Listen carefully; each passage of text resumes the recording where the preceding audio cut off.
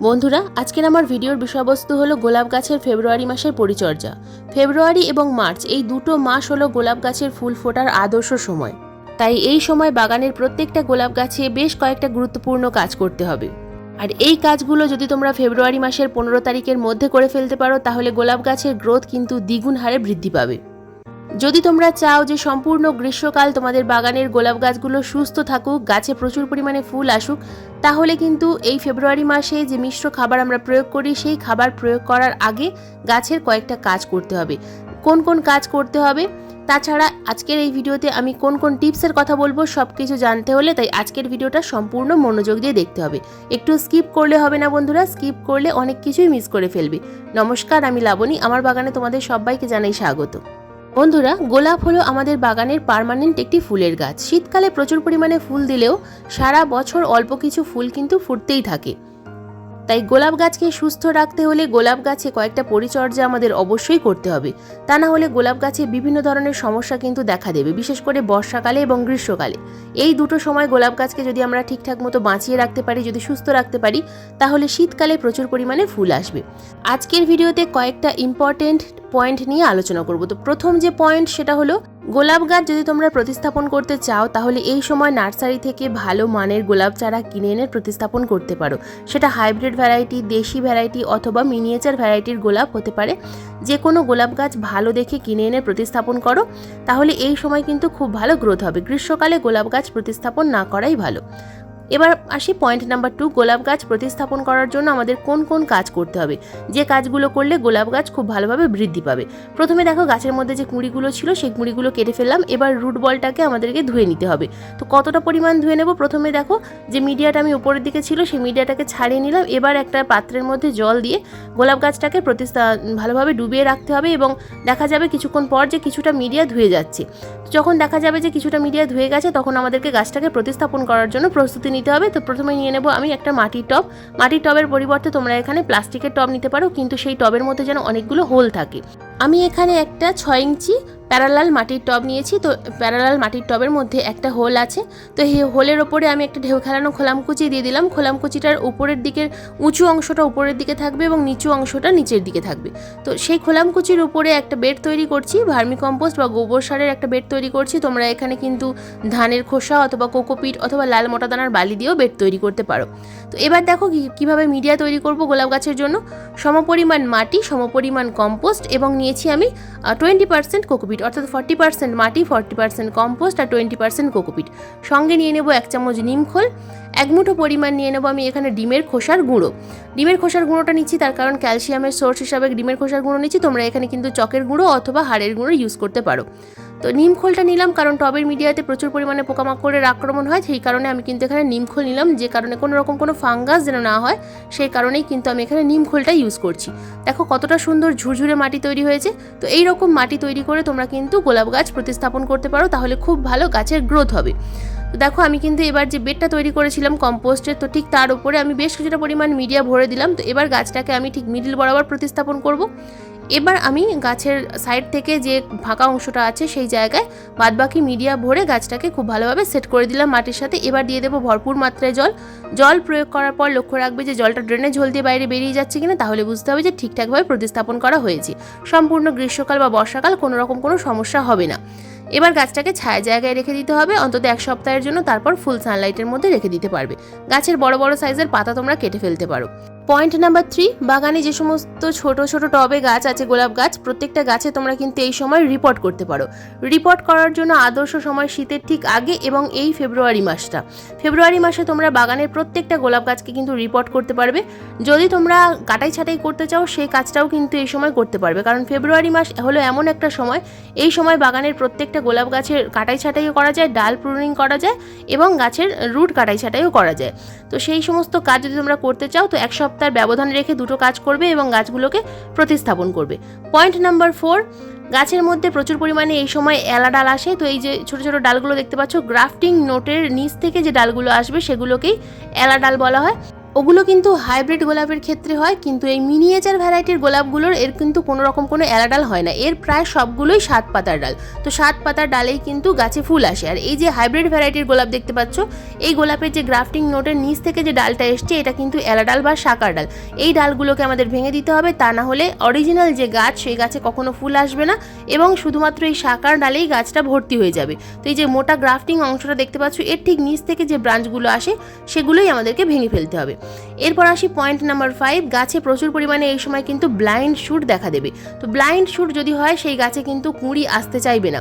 তো খুব ভালোভাবে সম্পূর্ণ গাছটাকে লক্ষ্য করবে, যে ডালগুলোর মধ্যে দেখতে পাবে যে কোনো রকম কোনো নতুন শাখা আসছে না, তো সেই ডালগুলো দেখো এইভাবে ঠিক কোন জায়গা থেকে আমি প্রুন করছি। তো 5 পাতার উপর থেকে এইভাবে কেটে দেবে। তো এইভাবে কেটে প্রুনিং করে দেওয়ার পর তোমরা লক্ষ্য করবে যে 5 পাতার ওপর থেকে নতুন নতুন শাখা আসবে এবং সেই শাখায় প্রচুর পরিমাণে কুঁড়ি আসবে।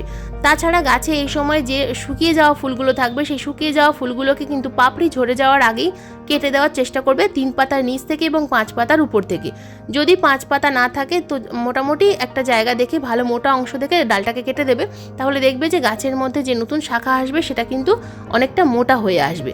তো পাপড়ি ঝরে যাওয়ার আগেই এই কাজটা করতে হবে। দেখো এই যে ফুলটা দেখতে পাচ্ছ এটা মোটামুটি শুকিয়ে এসেছে, তো এটা দেখেই আমি কিন্তু কেটে দিলাম।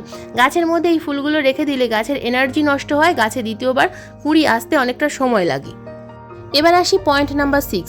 বন্ধুরা, এই সমস্ত কাজ করার পর গাছের মধ্যে টবের মধ্যে যদি প্রচুর পরিমাণে শুকিয়ে যাওয়া পাতা ফুলের পাপড়ি থাকে, সেই ফুলের পাপড়ি বা পাতাগুলোকে পরিষ্কার করে নিতে হবে। গাছের গোড়ায় যেন কোনো রকম কোনো আগাছা না থাকে এই বিষয়টা লক্ষ্য করতে হবে। তাছাড়া গাছের মধ্যে যদি ফাঙ্গাস লাগা পাতা বা শুকিয়ে যাওয়া পাতা থাকে সেগুলোকে তুলে ফেলে দিতে হবে, দূরে কোথাও ফেলে দেবে অথবা আগুনে পুড়িয়ে দেওয়ার চেষ্টা করবে ফাঙ্গাস লাগা পাতাগুলোকে।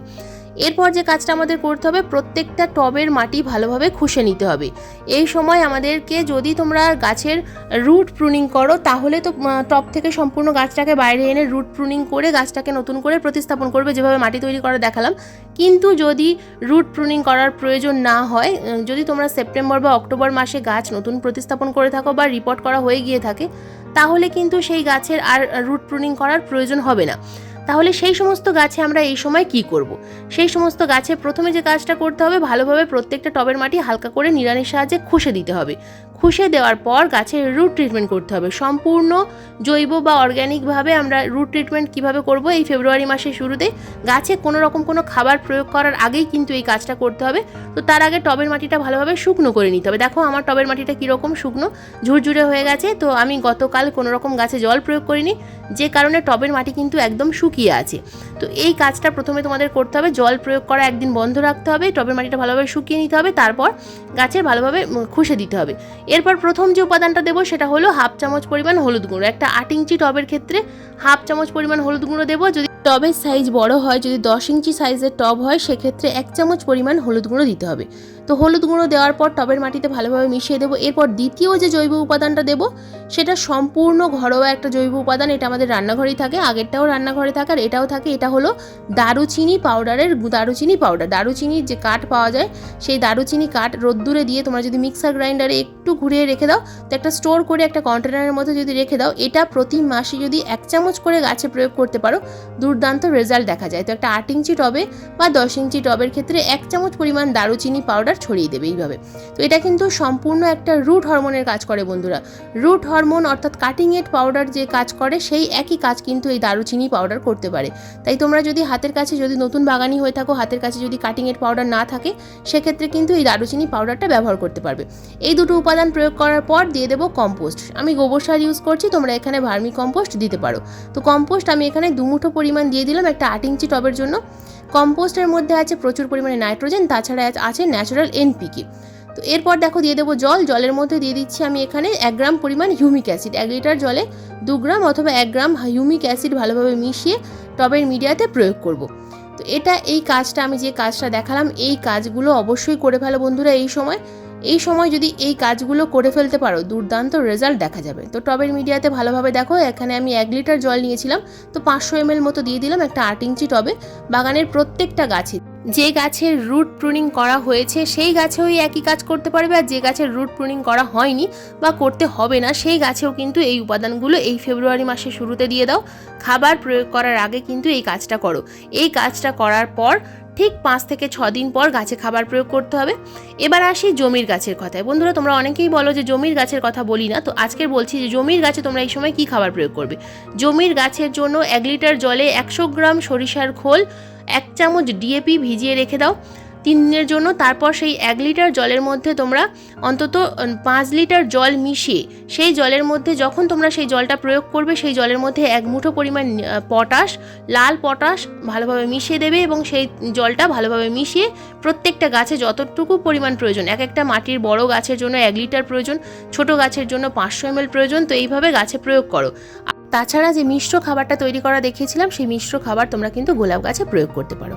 তো বন্ধুরা, এই ছিল আজকের আমার ফেব্রুয়ারি মাসে শুরুর গোলাপ গাছের পরিচর্যার ভিডিও। আজকের এই ভিডিও তোমাদের কেমন লাগলো অবশ্যই কমেন্ট করে জানাবে। যদি কোনো প্রশ্ন থাকে অবশ্যই কমেন্ট বক্সে কমেন্ট করবে, আমি যথাযথ উত্তর দেওয়ার চেষ্টা করব। আজকের এই ভিডিও যদি তোমাদের ভালো লেগে থাকে তো প্লিজ একটা লাইক করো, শেয়ার করো, হাইপ করো। চ্যানেলে নতুন বন্ধু হয়ে থাকলে চ্যানেলটাকে সাবস্ক্রাইব করে পাশের বেল আইকনটা প্রেস করে দিও এরকম নিত্য নতুন বাগান সংক্রান্ত ভিডিও দেখার জন্য। কারণ এরকম নিত্য নতুন বাগান সংক্রান্ত ভিডিও আমি প্রতিদিন ঠিক সন্ধ্যা 6টার সময় আপলোড করি। ভিডিও আপলোড করার সঙ্গে সঙ্গে যখনই ভিডিও লাইভ হবে তোমাদের মোবাইল স্ক্রিনে অথবা কম্পিউটার স্ক্রিনে ভিডিও নোটিফিকেশন পৌঁছে যাবে। আজকের এই ভিডিওটা সম্পূর্ণ মনোযোগ দিয়ে দেখার জন্য তোমাদের সবাইকে জানাই অসংখ্য অসংখ্য ধন্যবাদ।